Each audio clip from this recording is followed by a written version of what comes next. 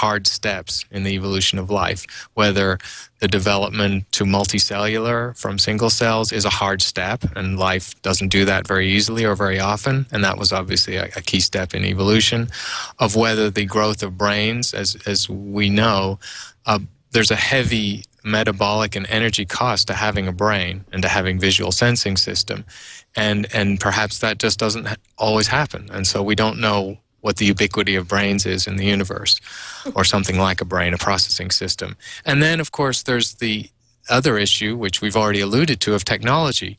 So we, I think, share the planet with other creatures of some significant and substantial intelligence that I believe are sentient, that I believe in a few instances may have, feel emotions and have inner lives, and possibly the potential for abstract thought or a transmitted culture. Those are very controversial issues, of course. Yeah.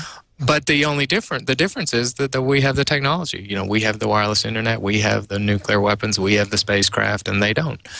So we don't know how often there's intelligence without technology, in which case it would be much harder to find it. So the search for extraterrestrial intelligence, amongst its strong assumptions, a few of which I mentioned, is the strong assumption that they will have radio telescopes, essentially, because that's the primary way that SETI is conducted. And that seems like a very particular and strong assumption to make about communication with an intelligent life form of unknown function and form. Right. And I'm thinking about research also that's taken place that's shown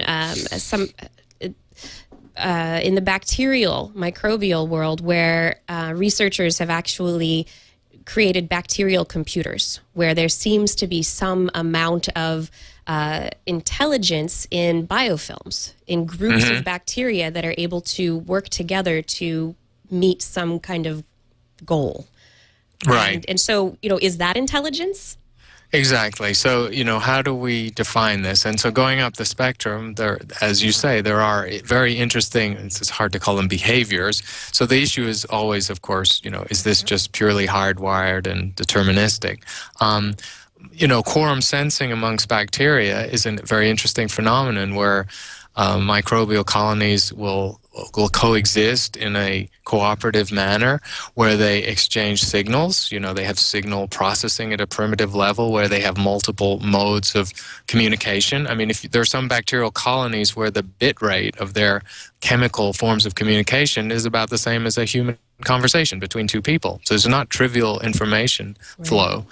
And it's adaptive to external circumstances, and so it can evolve. And that's interesting, too. Then if we take some middle ground between cephalopods that I think most people would agree are quite sophisticated, and bacteria, where many people would argue they're not really sophisticated, although some of we might take social insects. I think a great example, because there are, millions and millions of species of beetles and social insects, and their behaviors, again, many would argue are purely hardwired, but quite sophisticated, quite adaptive. Termites make mounds that scale to their size are bigger than our tallest skyscrapers. They use materials locally available that give them 5 or 6 different temperature control mechanisms. That's quite a building project they're involved in. And so the question then is just not whether social insects are truly intelligent, but what would social insects evolve to on another set of planets? Because evolution does not stand still. And if we're just having our time in the sun now and we screw up and the planet, we make the planet toxic for ourselves or blow ourselves up, or who knows what happens, maybe the next species to get a turn in the sun will be the cephalopods, or the dolphins coming back onto dry land, or the social insects continuing their experimentation at greater levels of sophistication. Who knows? And all of those things could have happened elsewhere, not just once, but many times. Which I think is just a fascinating idea. And there's also been people who have started looking into, here on our own planet, how many times has how many branches, I guess, how many times would life have evolved on the planet? Is all life on Earth from one single evolutionary event where, some microbe became multicellular and that started everything? Or were there multiple events that occurred? And if it only happened once on our planet, that maybe argues that it would happen a limited number of times elsewhere. However, if we could calculate it, the probability is happening multiple times, and that maybe there are unrelated strains of life here on the planet, that maybe life is much more prolific around the universe. Right. And there's also the issue of whether life can travel through space. I think the research on that has become a little clearer. There is a sort of conveyor belt, an inefficient conveyor belt that works within the solar system to carry material, especially from Mars to the Earth, because Mars has lower gravity and the Earth is closer to the sun. So there's a significant number of Martian meteorites, which has, of course, led to this issue, knowing that Mars was almost certainly habitable 3 or 4 billion years ago. Maybe we're all Martians. That's actually going to be a hard proposition to decide unless we go to Mars and find an alternative biochemical basis for life there. So the conveyor belt works and rocks travel around the solar system, so life could have moved around the inner solar system. If you do that calculation and ask, could life travel between star systems, it's called panspermia, the general idea, it turns out to be very unfavorable. So the odds are actually, space is just so large and the amount of space rocks liberated from a solar system is relatively small. So it's pretty unlikely that life sort of seeds around parts of a galaxy by traveling through space. So it's independent origination as far as we can tell. For the questions that you posed to people that you've had conversations with and that you included in your book talking about life, what were your interests? What were the main areas of questioning that you tried to get from these people in their different fields? I wanted to find out from the planet hunters when we're going to find Earth clones, and everyone wants to know that. And we've seen hints from Kepler that it's coming. And the time, really two questions. When are we going to find Earth clones? And I think the answer there is Kepler will do it, and it will take a couple more years. And then beyond that, how do we go the next step, which is taking a potentially habitable terrestrial planet and finding if there's actually life on it without being able to visit, because it'll be tens of light years away. And this is called biomarkers, where you take the feeble reflected light from an Earth-like planet, which of course is a billionth the light of the host star, so it's really a very small amount of light. You disperse it in a spectrum and you look for chemical signatures of life in the atmosphere. And that's really the next step. And that may actually be the first way we find life beyond Earth. And the people who work in this field, they're pretty bullish. They think within 10 to 15 years, we'll have instrumentation, mostly in space, that's of sufficient sensitivity to look for ozone, oxygen, maybe even a chlorophyll edge, water, a suite of chemicals. One will not do it. There's no single smoking gun chemical, even ozone, that will tell you there's life. But they think we'll have that within 10 or 15 years. So that is very exciting to hear almost all of these researchers agree on that time scale. Huh.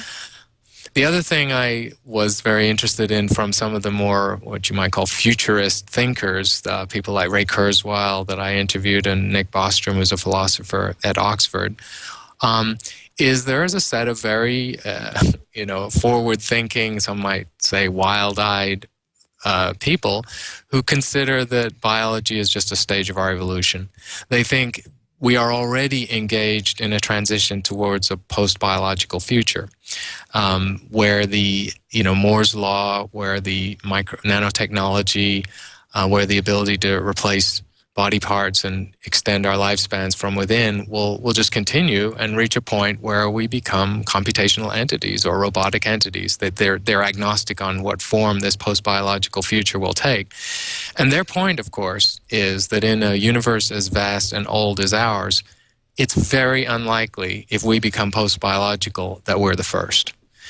And they then logically say it's also unlikely that we're the most advanced. And so they imagine this post-biological transition has taken place elsewhere. Now, this gets very scary because it gets into Terminator scenarios and all sorts of things. Science fiction rears its head again. But these people take it very seriously, and they say intellectually we should be considering these possibilities.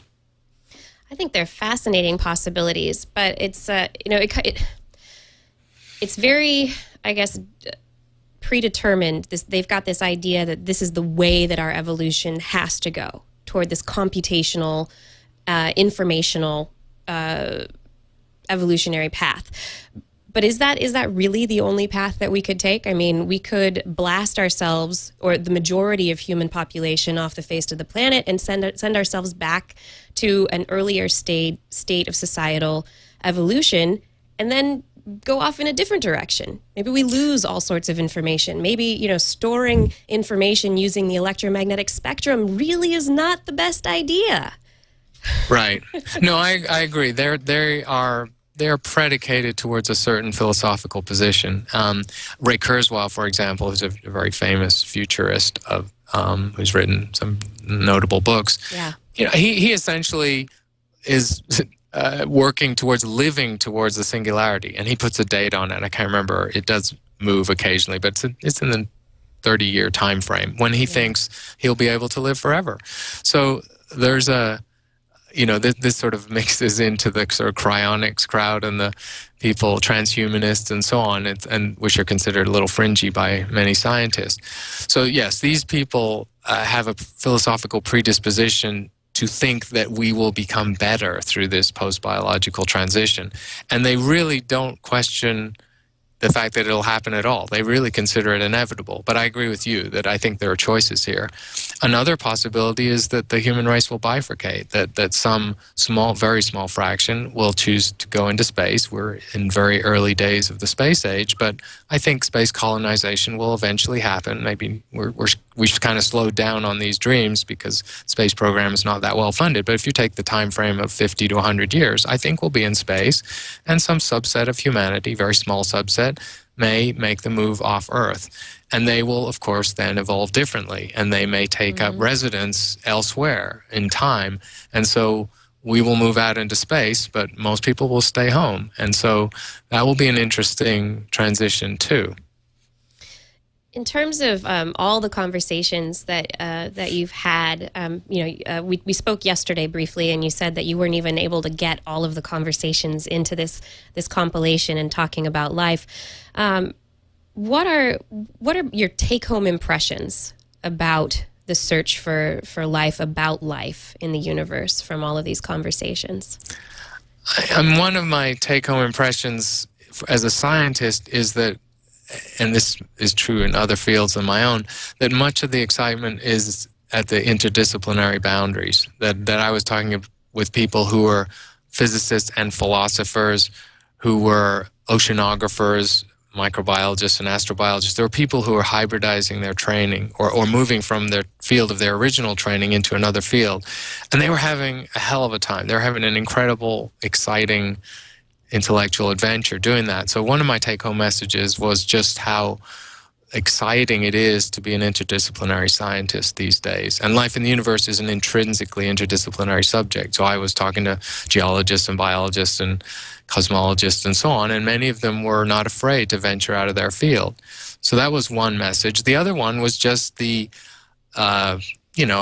always tricky because each generation of young, active and excellent scientists always thinks they're going to be the ones to change the world. But there was a sense that within our lifetimes and the lifetimes of the listeners, we will find the first answer. We will have the answer to the question of, are we alone? And it'll probably be an answer in the realm of finding microbial life elsewhere and showing that our biology is either unique or not. But it's a binary question of enormous import, because if we find life on another planet that is like our life, that has the same genetic code, is nucleic acid and DNA based, then it's telling us there's some cosmic convergence towards that mechanism for coding information and having the thing we call biology. If we find life and it's not like ours, then all bets are off. Then again, it could be wildly different on the third, fourth, fifth, and sixth places we find life. So the consensus of all the people I was talking to from different fields was that we were going to get this answer because the tools are improving well, and the computational tools, the lab tools are improving, the space probes are getting better and better, and they pretty much thought we'd have some sort of an answer in the next decade or two. So we're going to find an Earth-like planet, and we'll be finding